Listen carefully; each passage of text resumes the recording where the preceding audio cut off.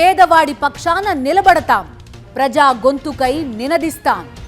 Voice of voiceless, తెలుగువారి మనస్సాక్షి సాక్షి TV. సాక్షి TV ప్రసారాల కోసం మీ స్థానిక కేబుల్ ఆపరేటర్ని వెంటనే సంప్రదించండి. గాజాలో జనం ఆకలితో అలమటిస్తున్నా ఇజ్రాయిల్ వైఖరిలో మాత్రం ఎలాంటి మార్పు లేదు. హమాస్ నిర్మూలనే లక్ష్యంగా ముందుకు సాగుతామని అధ్యక్షుడు బెంజమిన్ నెతన్యాహు ప్రకటించారు. గాజాలో దారుణమైన పరిస్థితులపై పాశ్చాత్య దేశాలు సానుభూతితో స్పందించాయి. ఇప్పటికే ఫ్రాన్స్, కెనడా, బ్రిటన్ పాలస్తీనా దేశాన్ని గుర్తించాలన్న తీర్మానాన్ని బలపరుస్తామని ప్రకటించాయి.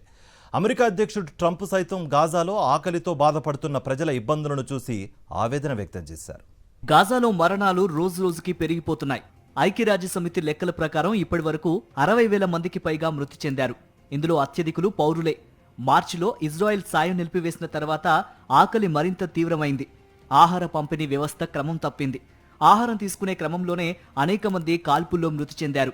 అయినా ఇజ్రాయెల్ అమానవీయంగా ప్రవర్తిస్తోందన్న అపవాదును మూటగట్టుకుంటోంది. ఇది తాత్కాలిక సమస్య కాదు. ప్రపంచవ్యాప్తంగా యువతలో ఇజ్రాయెల్ పట్ల వ్యతిరేకత పెరుగుతుందని యూరప్ రాజకీయ పరిశీలకుడు నాథన్ సాక్స్ అన్నారు. తాజా పరిణామాల మధ్య పాశ్చాత్య దేశాల వైఖరిలో మార్పు వస్తోంది. ఫ్రాన్స్ అధ్యక్షుడు మెక్రాన్ ఐక్యరాజ్య సమితిలో పాలస్తీనా తీర్మానాన్ని గుర్తించబోతున్నట్టు తెలిపారు. కెనడా, బ్రిటన్ వంటి దేశాలు అదే దిశగా పయనిస్తున్నాయి. దీంతో ఐక్యరాజ్య సమితి భద్రతా మండలి శాశ్వత దేశాలలో కేవలం అమెరికా మాత్రమే తీర్మానాన్ని అంగీకరించని దేశంగా మిగిలిపోనుంది. ప్రపంచవ్యాప్తంగా యూనివర్సిటీలలో కల్చరల్ మీట్స్ లో ఇజ్రాయెల్ పట్ల వ్యతిరేకత కనిపిస్తోంది.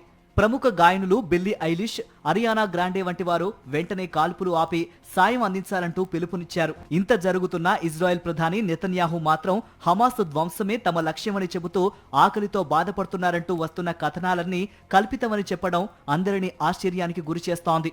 అమెరికా ప్యూలో నిర్వహించిన సర్వే ప్రకారం 2022లో 10% మంది మాత్రమే ఇజ్రాయెల్పై వ్యతిరేకత చూపగా 2025లో అది 19% పెరిగింది.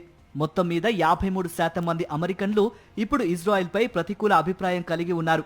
ఇదే దిశగా ఆస్ట్రేలియా, జపాన్, స్పెయిన్, స్వీడన్ వంటి 20 దేశాలలో 75% మందికి పైగా ఇజ్రాయెల్ పట్ల వ్యతిరేకత వ్యక్తం చేస్తున్నారు. ఒకవైపు భద్రతపై ఆందోళన, మరోవైపు మానవతా సంక్షోభం. ఈ రెండింటికి సరైన పరిష్కారం కనిపించని ఈ తరుణంలో ఇజ్రాయెల్ తన భవిష్యత్తును అంతర్జాతీయంగా ఎలా మలుచుకుంటుందన్నది ఇప్పుడు కీలకంగా మారింది.